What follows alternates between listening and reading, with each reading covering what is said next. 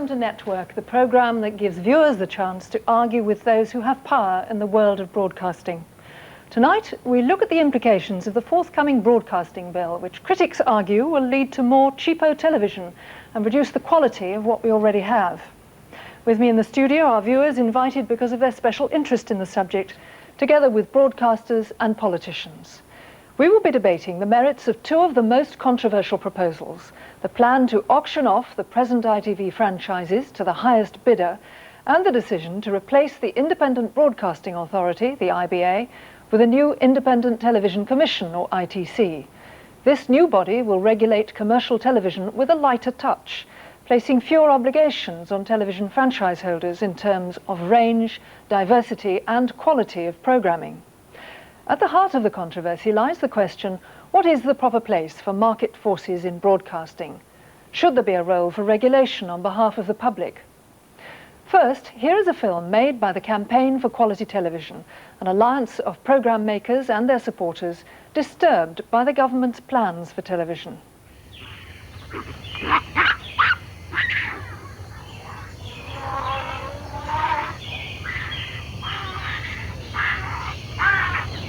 You know, television's just like an ecosystem, and at the moment it's an ecosystem under dire threat.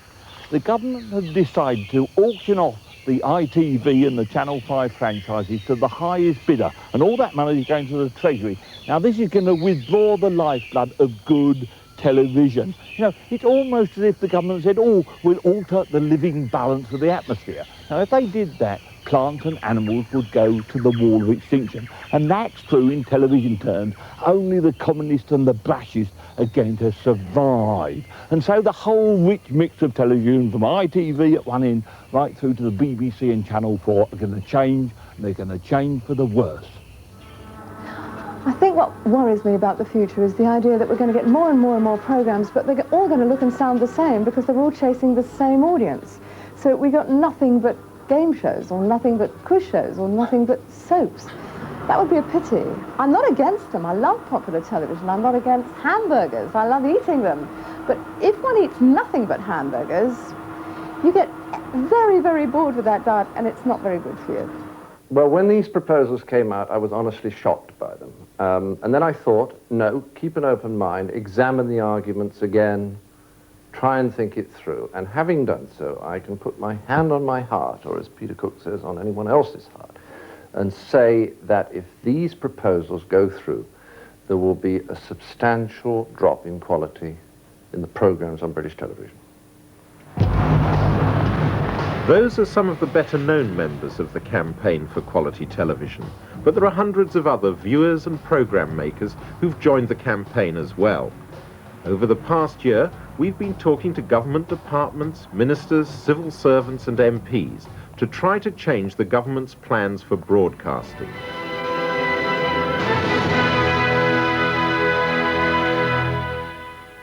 Good evening. British television is to undergo its most fundamental change since the arrival of ITV over 30 years ago. A government blueprint for broadcasting in the 90s will give viewers a choice of up to 17 channels within 6 years. There'll be a new system of regulation, with a new Independent Television Commission running all commercial television with a much lighter touch than the present Independent Broadcasting Authority. Commercial television franchises will be auctioned to the highest bidder. What the news didn't explain about the franchise auction was that instead of quality, cash to the Treasury will now be the overriding concern in deciding who gets to broadcast on the commercial channels.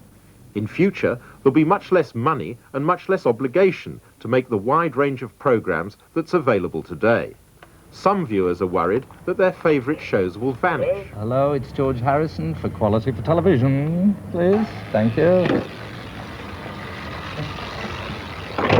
I like that kind of stuff where you find out about all these secret organisations and corruption, although it frightens me because the more of that kind of stuff I watch, the more I realise the whole world is much more corrupt than we ever imagined.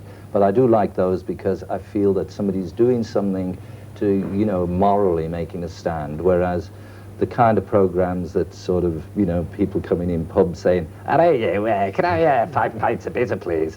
You know, I mean, that we can do without that.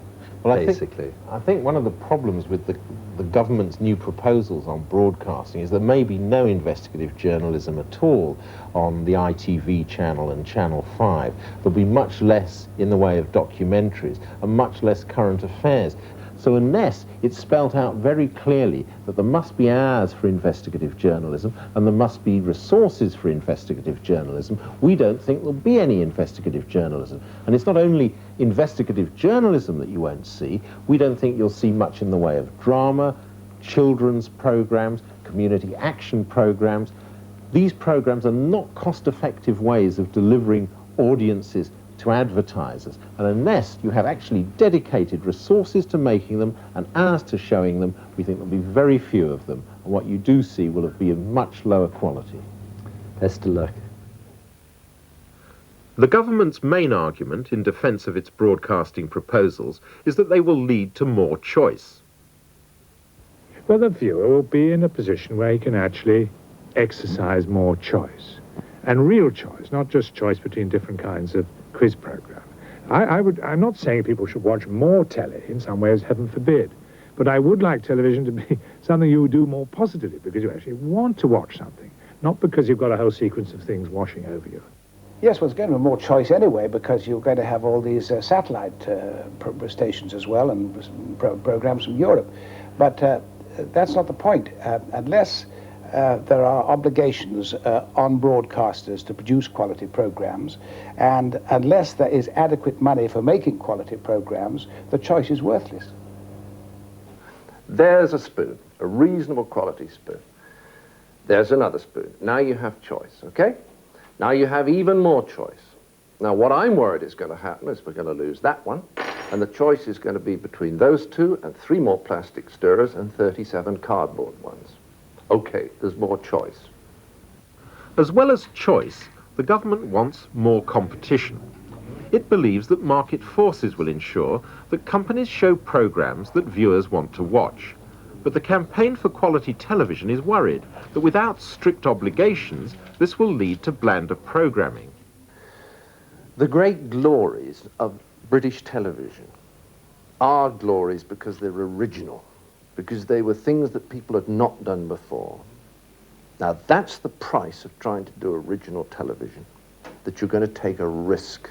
In fact, I'd say that any great original program had at some stage the possibility of failure, because that's what originality means. You're going into new areas, you don't know what's going to happen. Now you will not get those risks taken in a climate where finance is the only consideration. The government claim that television quality will be protected by what it calls the quality threshold. In June, Mr. Hurd, the then Home Secretary, announced that the quality threshold had been strengthened. We want to strike this balance between letting people have the wider choice, which technology now makes possible, and making sure that there is quality. I think that with the extra safeguards, the beefing up that I've announced today, we've got that balance right. All the beefing up amounted to was adding that companies must provide a reasonable proportion of programs of high quality and a diverse program service calculated to appeal to a wide variety of tastes and interests. But this could mean anything. The government goes on talking about quality thresholds, but they won't spell out what it is. This isn't really quite good enough. I mean, what are we going to have in the way of documentaries, religious broadcasting, drama, children's programs, all that kind of thing? What specific hours are we going to have of those kind of programs? Well, they go on talking about quality thresholds, but they won't spell it out. I would like the broadcasting bill to ensure that there is quality control. There's an obligation to produce this range of programs. There's an obligation to include quality as a major factor when people are given franchises. And I think also that the program makers do need the resources, they do need the money, they do need the staffing. Cheapo television looks and sounds like cheapo television. The government plan to auction franchises to the highest bidder makes more cheapo television inevitable. Money that should be spent on making programs will now go to the Treasury instead. Sometimes interviewers put this point to ministers, but do the ministers answer it? Good morning, Pete. The main thrust of the critics is that you're putting cash before quality by selling off to the highest bidder those franchises. Now, what we're doing is offering more choice. It's interesting to hear people suggesting that we were going to create trashy broadcasting when that was exactly the allegation that was raised against us in the 50s when ITV was created. You simply cannot compare the two situations. When they introduced ITV, they created a whole new source of revenue for making the programs, advertising revenue. Now, what they're doing now is they're keeping the amount of revenue the same and introducing a vast number of new channels, an incredibly large number of new programs who will all be chasing that same source of finance. So the money's going to be spread much more thinly. And what's even more infuriating about that argument is that it's not even now that there are more programs chasing the same amount of money, because the government's actually going to take money out of the system. They're actually going to remove money from the system and give it to the Treasury. So you've got many, many, many more programs chasing even less money. And I don't know why they keep reiterating this argument, because it seems to me profoundly dishonest. I can't somehow believe that they believe in it. The campaign for quality television is lobbying hard in Parliament, and many viewers have written to their MPs. Concern among Conservative backbenchers is mounting. I think you're quite right to worry, because it's a bad bill and it's a bogus bill. The very title of the bill is bogus. It's called Competition, Choice and Quality. But the competition will be bogus because it will be downwards competition and not upwards competition. The choice will be bogus because there won't be more choice. There'll be more of the same, and the quality of that won't be any good. And the quality is bogus because all this talk about a quality threshold actually is a way of talking about minimum quality, a sort of MOT test. So I think it's a thoroughly bad and dangerous bill. Now, for a response to the film, let me go first to Teresa Gorman. Well, one of the most important aspects of the government reforms is that where you have a film as biased as that one, then there will be other channels, a much greater range of filmmakers who will balance it. We talk about quality, but there's also an awful lot of bias, and programs do tend to overload on their particular prejudices. The new system will allow a much greater range of opinions to be broadcast. That's very, very important. Jonathan Miller, what did you think of the film? Well, I think it's disgraceful and exactly what I've come to expect from the BBC and the IBA. Program makers have been putting out relentlessly this kind of program, Panorama, The Television Explosion, The Vision, countless media shows, negative, hammering away, it's awful. I wish, Simon, you'd learn to stop worrying so much and see some of the fabulous opportunities that are opening up in television. Your film is dishonest, it's untruthful, and it's worth spending some time on it, because you've just had a 10-minute commercial for your point of view, and the other side has not had much of a look in. For example, John Cleese, no new source of finance for television, a thin gruel, program standards will collapse. What's the truth? The truth is that people like Sky and our competitors at BSB are opening up a huge new source of finance in direct subscriptions.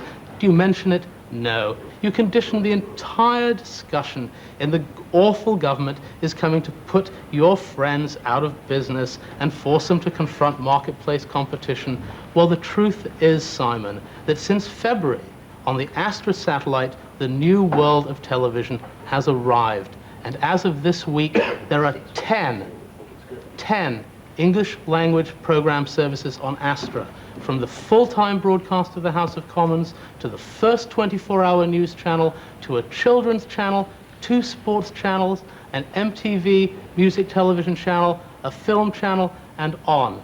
But do you mention this? No. Thank you. Who else thinks that this is an exciting new world of television? Yes. Anna, just after seeing the film, it makes me wonder whether it's another chance for the BBC to knock satellite television. I'm a very proud satellite viewer. I enjoy satellite television. I still watch the BBC and ITV, but things have changed. I now watch 75% of satellite to 25% of the BBC and ITV. Why is it you've got another programme, the BBC have got another programme today to knock satellite? Yes, I think it's possible to be a broadcaster, which I am, and be excited. I mean, I don't think Jonathan is going to get away with casting us all as little Luddites who sort of want to keep the status quo. I mean, I'm just not possessed of his certainties. I mean, I wish I had all that vigor and knowledge of youth that he demonstrates so brilliantly. But it's 1917 in television terms, and I'm frankly still on the barricade. I don't know which side. I'm not the czarists of the quality campaign for television, and I'm certainly not the Marxist that Jonathan appears to be. It is exciting. It is a broadcasting revolution. It is inevitable. No government could stop it, even if it wished to stop it. But there still is a question to be asked, which is broadcasting a resource that you actually value? And if you value it, what's wrong with some regulation? We don't say you can become a doctor in the United Kingdom if you've got enough money to put a brass plate on your door. Why? Because we think the quality of medicine is quite important. If you start from an assumption that the quality of broadcasting is quite important, you might start to think that who owns it, who controls it, who runs it, is quite an important question too. And then you do ask yourself, is it all about the checkbook? Because there is a lot in this proposed legislation that brings it down to that level. So I don't have the certainties, I have the excitement, I have my doubts. But there is one fundamental question, I think, which has yet been addressed, and it's fundamental to this whole argument, and I think it's something we've got to give some time to. And that is, what is quality television? I doubt if a single person in this room could actually decide upon one definition of quality television or agree on one quality programme. While there is this great dissension, and nobody knows what quality is, it cannot be defined. One of the people there speaking about quality I noticed on that film was Esther Rantzen, who is, to my mind, responsible for one of the most worst, nauseous programmes I've ever seen on television, Hearts of Gold. What rights has she got to tell me what is quality and what is not? What rights has she got to tell Jonathan Miller? You have to deny her. What rights has she got to tell Jonathan Miller? Have you got any view on what quality television is and whether certain aspects of television need to be protected?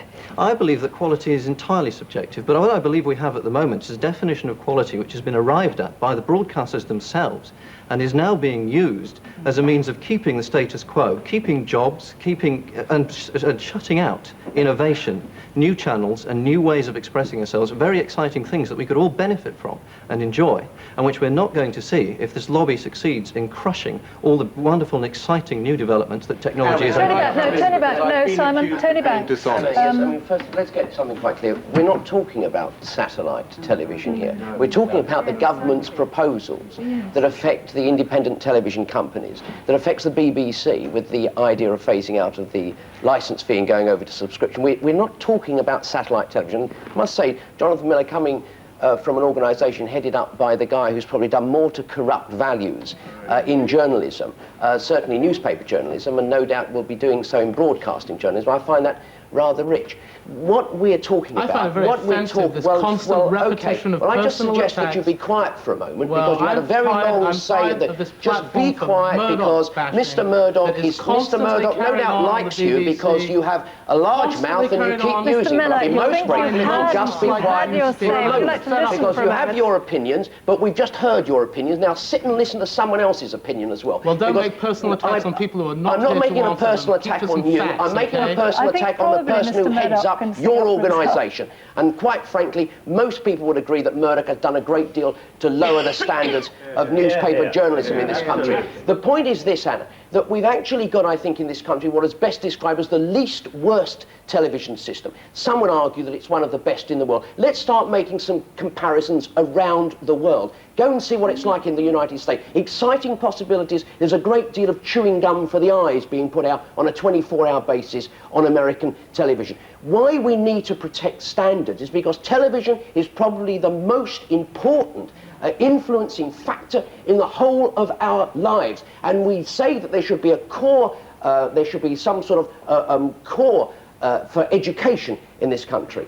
And now I think that we should insist that there's a core standard for television. It's worked very well. The government just wants to throw everything up into the air. It won't be more choice. It'll just be more of the same once they get going. And I think it's a grave danger that television now faces. Now, we've got a number, can I just say that we've a number of topics already been raised. The whole question of quality, the question of deregulation. I think we must look at these before we go any further. Otherwise, we're going to pull out so many threads that we can't deal with them. Let us look at the moment for deregulation. We have been accused of being dishonest, and I must very briefly briefly respond to that. Will you respond extremely briefly? Very because briefly. you've already had your The film. campaign for quality television is not against satellite. We're not against cable. We're not against any of those things. All we're concerned about are the 5 main channels, that they should have the correct obligations to provide a wide range of programs and that they should have the money to do it. That's what we're concerned about. Now, what Jonathan Miller doesn't tell you is that the success of Sky, which is losing millions of pounds every week, is dependent on the deterioration of the 5 main channels.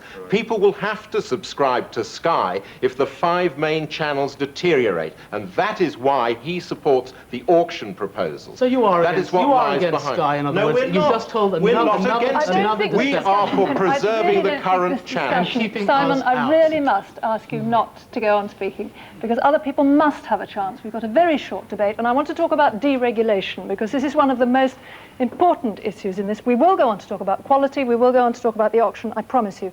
Do we fear deregulation? Stephen Leahy. I think it's tremendously exciting. I understand what you're saying in the film. I do think they're at risk of polarising themselves, though. It's not, they're talking about posh television there. What is wrong with popular television? There's nothing wrong with it. Esther Rantzen's condemning popular television there. If viewers want to watch a quiz show, there are good quiz shows and bad quiz shows. The good ones will survive. You can't condemn all that section of television. But are market forces compatible with high-quality television? Why should quality be defined by a few people who choose to make programs? Quality surely ought to be decided by the people who are doing the watching, the viewers at the end of the day. And there's a perfectly good way of doing that. You can ask them. You don't have to do it just on a basis of head counting or how many people are watching something. You can find out what they think about the programs. And surely that fact ought to be taken into consideration, as well as the point of view of the broadcasters and the people who are making the programs.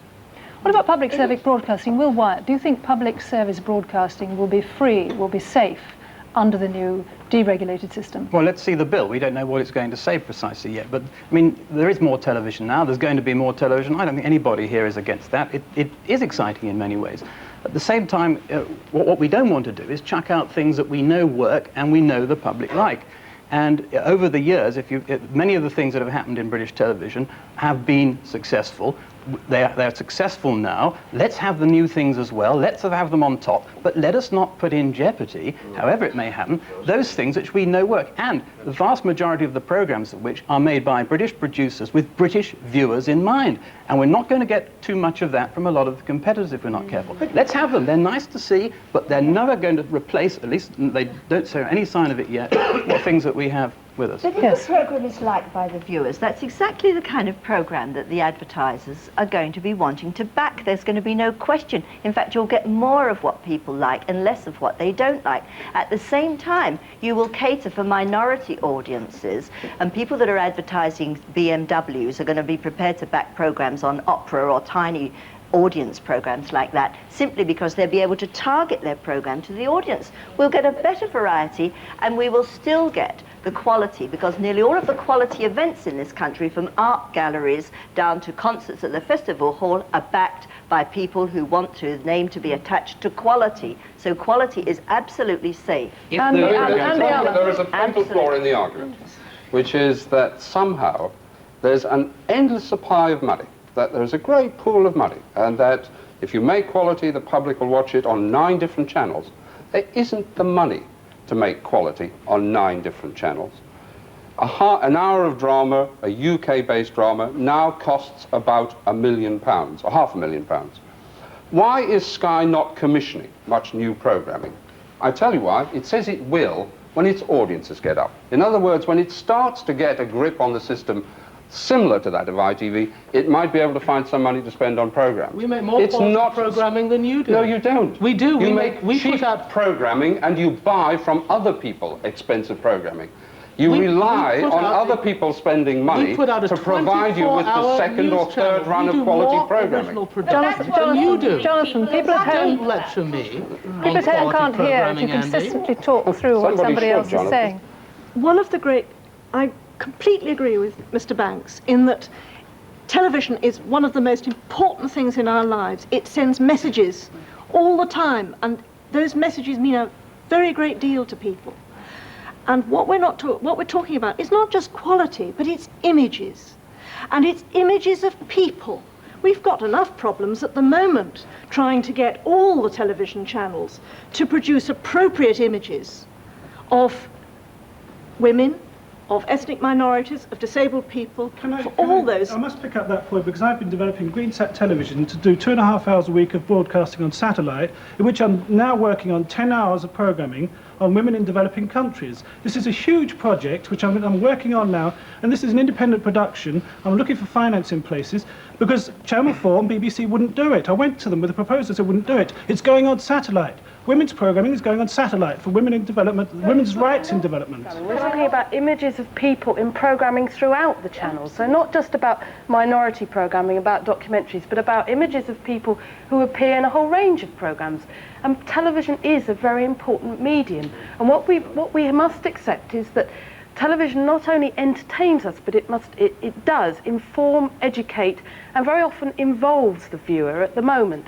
And shall I just briefly say the listener, because of course there's going to be big changes on radio as well that we're not covering tonight. And we want to, at the moment, there are certain obligations placed upon programme makers which ensure that those who are interested in those things about informing and educating people have a starting point with programme makers. They can talk to them. Now in the future we won't see those obligations remaining, and we're very concerned that once they're gone we will see programmes being made to meet the lowest common denominator. Now if it's true what people are saying here tonight, that we will go on seeing quality and diversity, why are people so worried? Why is the government not prepared to spell out what they mean by quality thresholds, what they mean by ensuring these programmes being made in the future? You can have the analogy completely with commercial radio, the discussion that we're having tonight. We had this discussion in the 70s. Radio was almost dead in this country. We opened it up to commercial radio stations. But I don't think you can say that television is almost dead in this country, can you? I mean, well, I don't know. There are some channels where, quite frankly, I think, you know, I've seen snooker until I think I'm nearly dead. And so therefore, the point I'm trying to make is that we were being told by Mr. Banks and co in the 70s that if you had commercial radio, you were only going to get the absolute pits. Now, the BBC have every right to be frightened, and they are a very frightened organisation at the moment, because for the first time, they're going to start being given a real run for their money. Will Wyatt, is this true? You're talking about radio now? No, I'm actually talking about television, because in radio, my honest belief is that as we go into the 1990s, the reality of the licensing is an extremely cheap and very, very cost-effective way of turning money into programmes which I say are made with British viewers in mind, is going to become clearer and clearer. Can I just ask one fundamental question which we haven't dealt with yet, and I feel we ought to get out of the way, which is, who is in favour of the auction of franchises in the way that the government proposes to do it? Yes. Well, I find it very ironic at this time, bearing in mind what's happened last week regarding Rover. You've got people of Tony Banks' persuasion complaining, saying that the taxpayer's been ripped off by not selling this valuable asset at the highest possible value. The same people then saying we shouldn't be selling TV franchises for the highest possible value. We should be looking at quality, which we've already decided we can't define. TV influences. TV, as they have said, is when you are a child, you begin by watching early morning programs. It influences. No, let's take it is it not down the off same. its pedestal. Why do we have to persist in treating television as something special up on a pedestal, a real god? It's very important, but so is publishing. It's an electronic form of publishing. It's a whole range of ITV has already said, because of the franchise, that it will be making more drama, but it's going to be cutting down by a quarter on its children's programmes. That's one end of the scale. But we've just been talking about television informing and educating. It's a vital service for both children at home, older people at home, and people with disabilities at home. Teresa, I put this point to Teresa Gorman, who might answer it on behalf of the government to which she belongs. This question of minority programmes, you mentioned them before yourself, educational programmes, children's programmes, documentaries, current affairs programmes, are we going to see them in the way that we've seen them up until now on the new stations? Yes, of course we are. But that doesn't mean that commercial sources won't back them where they're popular. They will go on backing them. There's no reason why, if the government or the Department of Education wants certain education programs produced, they can back them. There can be sources other than the straight, normal commercial sources for backing them. Isn't there a danger if educational programs have to be so popular that they must draw in enough advertising to support them? What is the real argument is you're collecting, the BBC is collecting next year a £71 poll tax. Could you allow Miss Gorman to answer my On question, every- please? Because you've had quite a lot of say so far. Well, not as much as Simon and his 10-minute propaganda. To begin with, the BBC will continue, as you know, until the 1990s and 1996, and they may well make out a good case for some kind of funding of those programmes through voluntary trust-type contributions. People may still go on paying the equivalent of their £60 a year, which they are going to do for Sky. They're going to pay a fee to have Sky television. Something like that may come out. So that there's no reason to believe that that type of broadcasting will go to the wall. Carol hasn't spoken yet. I'd like to know really where Teresa thinks the evidence is for that continuation of that diversity of programmes, because Tony Banks said earlier that we could go to the States if we wanted to see the future of television. We don't actually need to go that far. We can look very closely at our European neighbours, where deregulation is further advanced than it is here, and there are very clear patterns emerging about what happens when deregulation happens too quickly and without sufficient forethought. For example, we all know that in Italy, which has been deregulated for the longest time, 14 years. No, I'm not going to mention that. We're going to talk about the concentration of power, which was supposed to bring diversity, has ended up with two major conglomerates, the state organisation and one major magnate who controls the majority of the rest of commercial television. Well, in France, hang on, let So me what's just finish different? this, please. In France, where deregulation really has only occurred in the last few years, and where we saw the privatisation of the main channel and the introduction of 2 extra commercial channels plus a subscription channel, not even there have we actually seen anything very positive come out of it. Because since then, the first channel, which within a year of privatisation had eliminated all documentaries and educational programmes and had shifted the balance of its schedule and imported a very much larger proportion of American programmes, has led then to the other public service stations changing their schedules, so that the third channel, within the same year, increased entertainment by 16% in peak time, increased soaps from 5 to 20%, and cut news and current affairs by a third. Now, why should we now believe that the same pattern of events, which is taking place throughout all of Europe, would not happen here? It's not Europe, and you know, let's not debate French television. Let's talk about... Sorry, I think you better go back. No.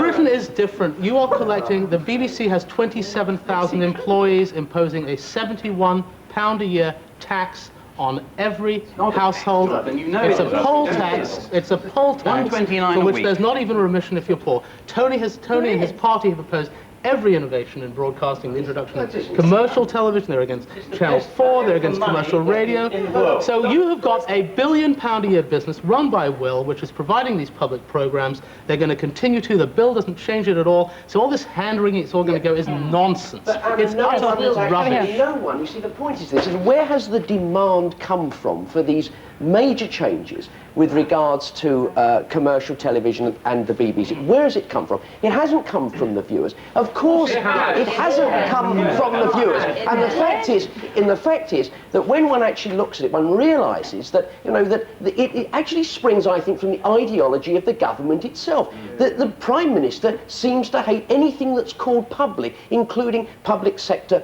broadcasting. We all know what she and people like Norman Tebbit would like to do. They'd like to turn the BBC into an organ of influence as impartial and as objective as the Sun newspaper. And frankly, I think that we're going to throw out something that the rest of the world actually admires. We've got very little in this country that the world looks to us to set an example for, but broadcasting happens to be the thing. The government's proposals here, they don't allow for it to be clawed back. That's the point. These changes will be made when the ITC actually comes round to awarding the franchise. What does it say about quality? What does it say if, for example, the companies don't sustain a level of quality, however so determined, because we don't know what that level of quality is going to be? What's going to happen? We'll have lost something that, quite frankly, most people in this country and all around the world think is very, very precious to all of us. Well, what democracy is there in the BBC? Who's got any say over what programmes the BBC makes, for instance? I mean, it's got regional councils. I sat on a regional council for 3 years. They showed me the programmes after they'd made them. You know, do you like this? Too late for me to say, oh, wait a minute, that's the wrong emphasis. Or why are we having so much sport on television? We've got no democracy in the BBC at the moment. They've actually negated their duties, and now if they're under the spotlight, it's their own fault. Well, I mean, just the fact of the matter is we're a publicly run organisation with governors put in by the Queen in Council and the government, and we are responsible to our audience the whole time. And if you looked at our postbag, and if you listen to our audience research, and if you met the viewers as we do, the only way you can know what the public want is by offering them as wide a range as you can of the best you can do, not the least you can get away with. And that's what I'm afraid in some areas we may get. It's not going to be the biggest range because it's actually not going to be available. But you don't know. A lot of people television. aren't going to be able to pay for this. I mean, we're actually forgetting.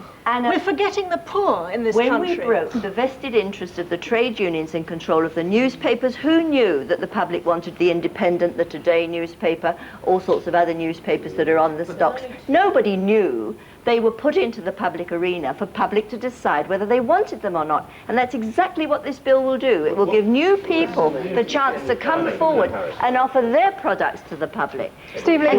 The crime of the auction system is not what we might be getting, it's what we're actually physically throwing away. What's not counting is what over 30 years of broadcasting from ITV companies count for nothing now. It's all down to a checkbook and what you could promise for the future. What their track record doesn't matter suddenly, and that's wrong. Down to how much money they could make, is it 100,000 an hour? I'll come back to you in a moment. A number of options the government could have considered. I mean, in the first instance, they could have said, right, you're subject to market forces. You're all on the stock exchange. You can be taken over. That's market forces. But it's saying you can do that. It also wants the auction. So why does it want the auction? It didn't dispose of North Sea oil licenses in this way. It actually, no, it didn't. I'm sorry. It set a price. I'm sorry, it set a price on those licenses. You had to bid up to that price, and you then had to prove that you could perform well. There was nothing wrong with the government setting a price for ITV licenses. Nothing wrong for a merchant bank saying, we believe this franchise is worth X, and you can put your bid in. That's what you'll have to pay. We will now select from those who offer the best range and quality of programs. What's the objection to that? 2 years later, Tony Banks will be criticising us for saying that we undersold them, just like Rover. This government, with the auction, just simply to say that this auction, highest bidder, simply means there'll be some preposterous bids, and some people will not, therefore, be able to sustain quality television. You're once again seeing a bill which shows an attitude to broadcasting which knows the cost of everything and the value of nothing. Well, you would say that. You're frightened of losing your job. I'm not in the least goes to the Treasury. None of it goes to programme making. And these are scarce resources. Television channels are scarce resources. We should have the best possible quality of programming on those channels. Okay, and what that would you means say the to what money Douglas Hurd said after June, when the government had been extremely flexible and had changed a number of their views on the white paper? And he said, we're going to have a quality threshold which is strengthened, and we're going to have a diverse programme service calculated to appeal to a wide variety of tastes and interests. What's wrong with that? I don't understand, I really do not understand where the demand for all these changes within the franchises and within the BBC, where these demands are actually coming from. That's the point. They're in the market. Yes, but that's if they're coming from the marketplace, then we ought to be very, very wary indeed. Because the one thing is that when the market, not at all. The fact is that I do think that there are standards that have to be maintained. I make the point again that in education we say there should be a core curriculum.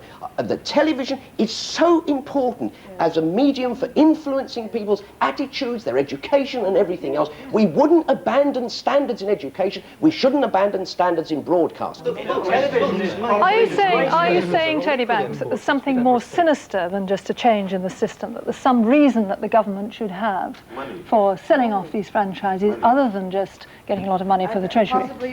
Well, I think what the lady has just said, actually, I think has more than a grain of truth within it. The BBC is loathed by many Tory MPs. Yes, well, I think that the government is terribly upset at the BBC, and this is certainly one way of getting back at them by... Mr. Miller, do you mind being quiet? I have sat here and listened to you. Well, may I please, will you wait until you hear what I have to say? Do you mind? No, I'm interested to hear how the bill affects the BBC. This seems to be your thesis. Go ahead. Because I think the BBC is the next one who's going to be axed. Yes, I think 10 years from now, there's a good possibility that there will be no TV license and there will be no BBC. And it will be left up to market forces. And if anybody wants to see how market forces work, and Tony mentioned it, just live in the United States where I did for 30 years, and you have seen with every increase in television stations, the quality of television has deteriorated, and you can shake your head as much as you like, Mr. Miller. It is true.